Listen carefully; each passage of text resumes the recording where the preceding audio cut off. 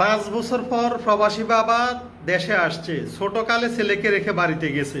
দেখেন কি একটা হৃদয় বিদারক ঘটনা ঘটে গেছে নিজের ছেলের সাথে। দেখেন আপনারা। এই আমি তো এনে বসে বসে দেখলাম তুই ইচ্ছা মতো খেলতে আসছিস। ছুটির পরে এলোস? তুই কইছিস যে ছুটি এলে বাসায় যাবি? এই তো দেখলাম আমি তো কেমন খেলছিস।